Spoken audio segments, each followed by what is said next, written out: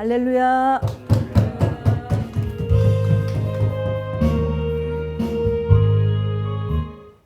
자, 모든 성경 3장 16절 시리즈 오늘 베드로전서 시간인데요.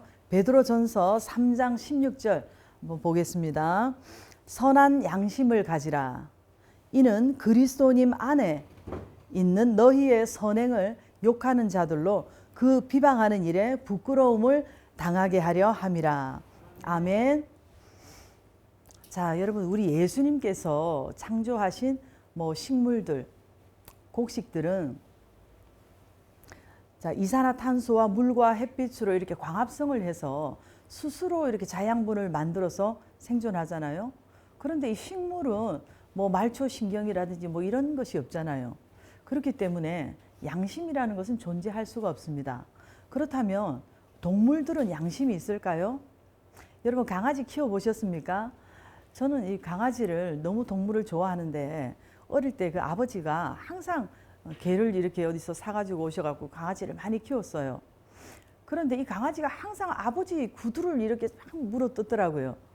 그래서 아버지가 막 이렇게 혼을 내고 야단을 치면 이 강아지가 한쪽 구석으로 가서 숨어가지고 막 미안한 표정을 짓고 이런 것을 보면서 저 개도 양심이 있는가 하고 그런 생각을 했었습니다. 자, 그리고 여러분, 이렇게 코끼리라든지 침팬지라든지 이런 그 야생 세계에서도 보면 다른 어떤 동물들이 이렇게 다치거나 위협을 당할 때 다 같이 이렇게 막 둘러싸서 보호해 준다든지 그러잖아요. 그리고 돌고래도 이렇게 보면 숨을 못 쉬는 그런 돌고래가 있을 때 이렇게 막 밀어 올려서 숨을 쉬도록 막 해주고 그런다고 하더라고요. 자, 그런데 여러분, 사막에 이렇게 보면은 미어캣 있잖아요. 미어캣 얼마나 귀엽습니까? 딱 이렇게 서서 보초 쓰잖아요. 근데 이 미어캣이 이렇게 집단 생활을 하는데 다 각자의 담당이 아주 철저하게 딱 있대요. 그래서 보초 쓰는 담당, 또 먹이 구하는 담당, 새끼 보는 담당, 이렇게 새끼들을 이렇게 돌보는 담당 이렇게 있는데 또 이렇게 포식자가 나타나면 막 소리를 내서 알려주면서 다 피하도록 해서 무리를 보호하고, 참 이런 동물들을 보면은 이 동물들이 이렇게 선하다거나 양심이 있다거나 그런 것이 아니고 이 동물들은 이렇게 생존 세계에서 본능적으로 학습해서 온 것이지 도덕적으로 그들이 어떤 선악을 분별하는 그런 판단할 수 있는 양심의 존재가 아니라는 것입니다. 그런데 이렇게 주인이 물에 빠졌을 때 이렇게 개가 한치의 망설임도 없이 그 물에 뛰어들어서 주인을 구해내고 이런 모습을 보면 좀 감동적이지 않습니까? 그런데 오직 우리 인간만이 자, 이렇게 양심의 존재라는 것입니다. 자, 이 양심이라는 것이 그렇잖아요. 양심이라는 것이 이 어질양, 마음심, 이래서 어진 마음. 근데 사전적인 용어로 보면은 사물의 어떤 선악 정사를 어떤 분별하는 판단할 수 있는 자각 능력이라고 되어 있는데요. 헬라어에서도 보면 시네이데시스, 이것은 어떤 도덕적인 의식입니다. 도덕적 의식. 그래서 공통적으로 사람들이 가지는 어떤 이런 지각이라는 것이죠. 자, 그래서 이 양심이라는 것은 혼적인 양심, 또 다시 말해서 육적인 양심, 또 이렇게 영적인 양심 이렇게 있다고 볼 수 있는데, 흔히 우리가 도덕적으로 윤리적으로 훈련된 이런 일반적인 육적인 양심이 있고 또 영적인 양심이 있습니다. 어떤 복음적인 일이라든지 어떤 신앙생활에 관련된 그런 어떤 양심, 11조 생활이라든지 주일 성수, 또 주의 종과의 관계라든지 어떤 신앙생활에 관련된 이런 영적인 양심이라고 볼 수 있는데, 오늘 여러분들은 육적 양심과 영적 양심이 다 바른 여러분들이 될 수 있기를 바랍니다. 아멘. 자, 그런데 우리가 좀 더 양심적인 사람이 되려고 하면은 다른 길이 없습니다. 첫째, 내가 이렇게 좀 바른 양심의 사람이 되려고 하는 이런 의지를 본인 스스로가 가져야 되는 것입니다. 그리고 또 하나는 좀 이렇게 하나님께 제가 이렇게 선한 신한 양심의 사람이 되게 해달라고 기도해야 되는 것이죠. 그리고 세 번째는 양심이 바른 사람, 그런 사람들과 이렇게 자꾸만 교제를 하는 것이 중요한 것입니다. 그래서 아주 조그만 일에도 좀 이렇게 양심이 찔려서 반성하고 후회할 줄 알고, 그래서 아주 죄에 민감한 그런 사람들과 여러분 이렇게 자꾸 교제하고 가까이 할 때 여러분들도 이렇게 성화되고 자라갈 수가 있는 것입니다. 그런데 가장 중요한 것은 성령 충만함을 받을 때, 내가 성령 충만하고 말씀 충만할 때, 이렇게 우리가 뭔가 양심에 걸리는 일을 했을 때 기도하면 성령님께서 그 부분을 조명해 주시고 깨닫게 해 주시는 것입니다.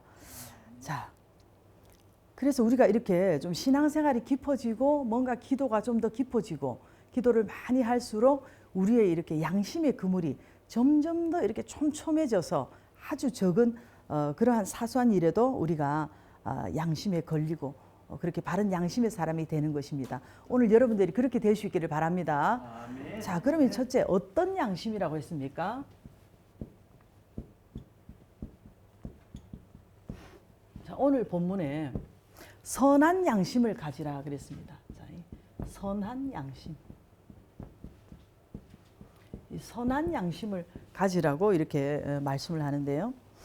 자, 하나님께서 선하신 분이기 때문에 하나님의 백성인 저와 여러분들도 이렇게 선한 진선미의 양심을 가져야 될 줄을 믿습니다. 자, 그러면 선한 양심을 우리가 가져야 되는 목적이 무엇입니까? 오늘 본문에서 답을 주고 있는데요. 선한 양심을 가지라. 이는 그리스도님 안에 있는 너희의 선행을 욕하는 자들로 그 비방하는 일에 부끄러움을 당하게 하려 함이라 그랬습니다.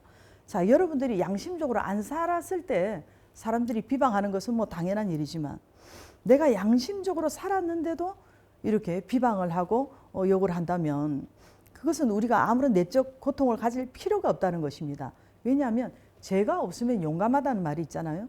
내가 선한 양심을 안 지키니까 부끄러운 것이겠죠. 자, 우리 그리스도인이 정말로 이렇게 선한 양심을 가져야 될 줄 믿습니다.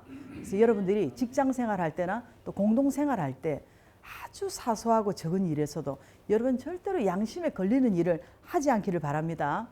얼마 전에도요, 제가 이 차를 구매하는 일에 있어서 딜러님이 이제 계약이 다 끝나고 자, 그렇게 이제 수고했다고 다 헤어졌어요. 그런데 그 다음 날 이렇게 연락이 왔더라고요. 계산이 조금 이렇게 조금 더 받았다고 하면서 20만 원을 도로 보내왔더라고요. 그래서 이분이 참 양심적인 사람이구나 그렇게 생각을 하고 제가 다음에도 차를 구매하면 이분에게 해야 되겠다 그런 생각을 했어요. 그리고 최근에 우리 권사님들과 이렇게 과일 가게를 갔는데 우리 권사님이 실수로 사과 7개 만 원이라고 써놨는데 10개 만 원으로 잘못 읽어가지고 사과 10개를 가져왔더라고요. 그러면서 권사님도 이거 내가 10개인 줄 알고 잘못 가져왔다고 이거 말해야 되겠다고 막 그래요. 그래서 제가 오후에 다시 가서 사과 3개 값을 지불하고 왔습니다. 왜냐하면 그 사과 3개 때문에 양심을 팔 수는 없지 않습니까? 아무도 모른다 할지라도 주님께서 아시고 내 양심이 아는 것이죠. 자, 오늘 여러분들이 첫 은혜 받았을 때는 어땠습니까? 정말로 얼마나 마음이 순수하고 이 선한 양심을 가지고 또 기도 자세부터도 얼마나 겸손하고 은혜로웠습니까?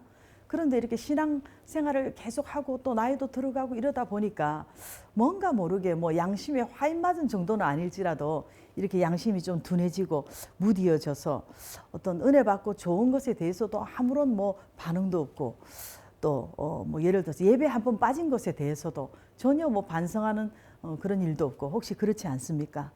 특히 우리가 중직자일수록 일반 교인들이 양심에 걸리지 않는 아주 사소한 작은 그런 일에 대해서도 양심에 걸려서 회개할 줄 아는 그런 여러분들이 될 수 있기를 바랍니다. 아멘. 아멘. 자, 겉으로 막 불러하고 은혜 받았다, 은사 받았다 막 떠들고 하는 거 물론 그런 것도 필요하지만 그 전에 이 신앙 양심, 선한 이 양심이라고 하는 이 내적 경건이 바로 있어야 될 줄을 믿습니다. 오늘 여러분들에게 이런 내적 경건이 있기를 바랍니다. 자, 그러면 이런 선한 양심을 가질 때 어떤 열매가 나타날까요? 이런 선한 양심을 가질 때 어떤 열매가 나타납니까? 자, 그리스도인으로서 선한 양심대로 살았는데도 여러분들이 억울하게 여러분들을 오해하고 비방하는 자들에게 똑같이 맞서서 그들을 비방하고 같이 막 그렇게 싸우는 것이 아니라 우리는 그럴수록 더 복음적이고 선한 행실로서 그들에게 그런 선한 양심적인 그런 모습을 보여줌으로써 비방하던 그들이 오히려 더 부끄러움을 느끼도록 그렇게 해야 된다는 것입니다. 여기서 그 비방하는 일에 이 비방하다는 것, 고의적으로 악의적으로 그 상대방의 명예를 훼손시키기 위해서 비방하는 것이 아닙니까? 자, 이렇게 어디를 가도 이렇게 안티들은 있습니다. 여러분, 우리들이 요즘 뭐 유튜브 많이 하잖아요. 미디어나 뭐 SNS를 통해서 이렇게 대외적으로 방송이 나갈 때 특히 우리 이 그리스도인들은요, 정말 말이나 행동이나 이 단어 하나 선택하는 것도 굉장히 중요하고, 억양이라든지 뭐 이런 말투, 표정 이런 것도 굉장히 우리가 조심을 해야 되는 것입니다. 그런데 제가 어느 방송에서 어느 목사님이 기자가 바로 앞에서 카메라로 찍고 있는데, 물론 기자가 좀 나쁜 말을 했죠. 근데 거기다가 쌍욕을 하더라고요. 그래서 참 너무 답답했습니다. 그런 것을 보면서 우리가 뭐 그분은 뭐 이렇게 방어 차원에서 뭐 이렇게 강하게 나가야 된다고 하면서 그렇게 했다고 하지만, 그래도 대외적으로 나갈 때는 우리가 비방거리를 주지 않는 것이 중요한 것입니다. 또 여러분, 크리스천 기업에서 이렇게 뭐 물건을 팔 때 지나치게 가격을 비싸게 매겨서 이렇게 지나치게 많은 이윤을 남긴다. 그것도 비방거리를 제공하는 일입니다. 그 예를 들어서 여러분, 직장 생활하면서요, 또 믿는 사람들과의 관계도 아니고 믿는 사람들끼리 상대방이 뭐 믿는 권사님이고 집사님이고 심지어 전도사님이고 목사님인 줄 아는데도 자신의 어떤 지위를 이용해서 너무 지나칠 정도로 뭐 갑질한다든지, 또 이렇게 뭐 당신이 뭐 목사면 목사지, 당신이 뭐 집사면 집사지, 여기는 직장이야 하면서 뭐 피도 눈물도 없이 너무 냉혹하게 이렇게 뭐 한다든지, 그런 것은 정말 우리가 신앙 양심에 걸리지 않습니까? 하나님 보실 때도 슬퍼하지 않을까요?